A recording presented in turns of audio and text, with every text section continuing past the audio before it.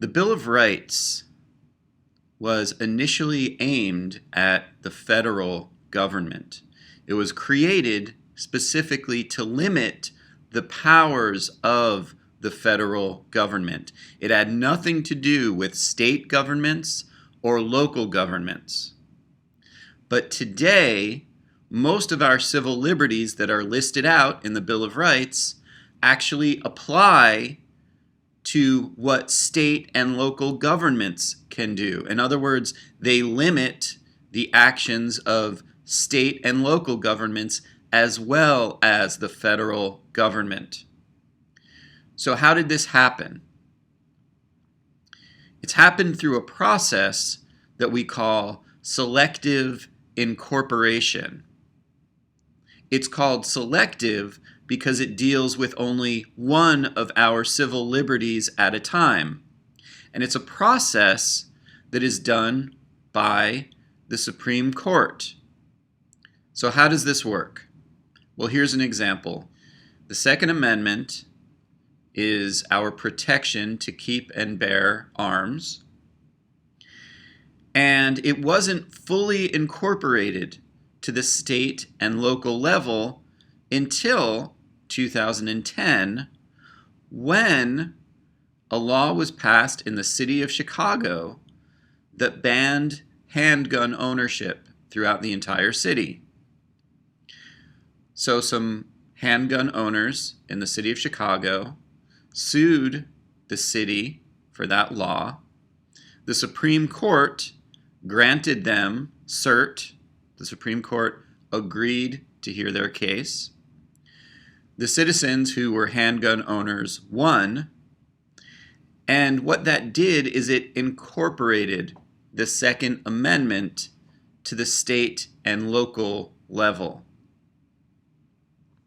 And when the Supreme Court is looking at cases like this, they use a formula that is called strict scrutiny.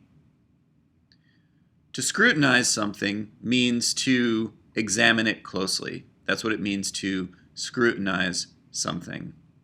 And for our purposes, we're going to talk about two types of scrutiny that the court may use.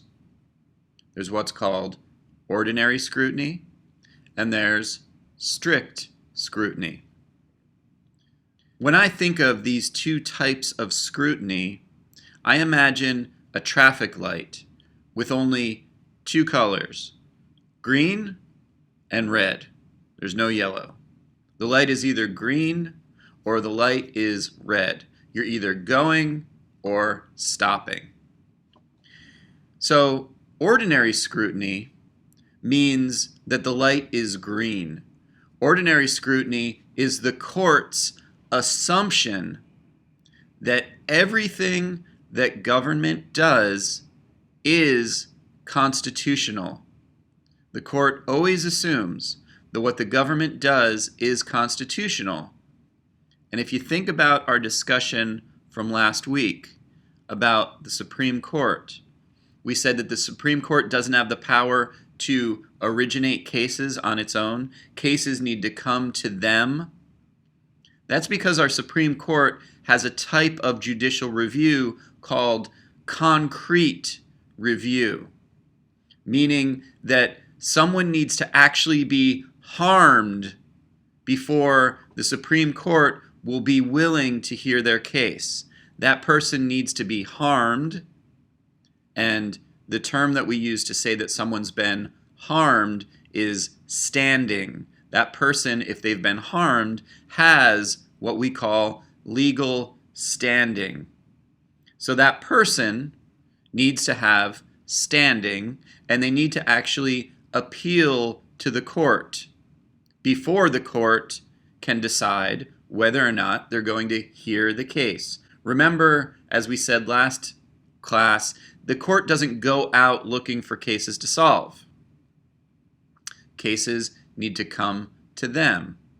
So going back to this idea of ordinary scrutiny, because of this, because cases need to come to them, they just assume that everything that government does is constitutional until someone withstanding appeals to the court. And if someone appeals to the court and they decide to hear the case, then the court switches into a mode that we call strict scrutiny. So that light that was green is now blammo, red. And when the court applies what is called strict scrutiny, that means that it is now up to the government to defend their law, to show that it is either A, constitutional, or B, that there is a compelling reason for the law. And a compelling reason is a pretty high bar to jump. Usually, the only real types of compelling reasons that the court considers are things like public safety or national security. So for a government to show that they have a compelling reason is usually a pretty difficult thing to do.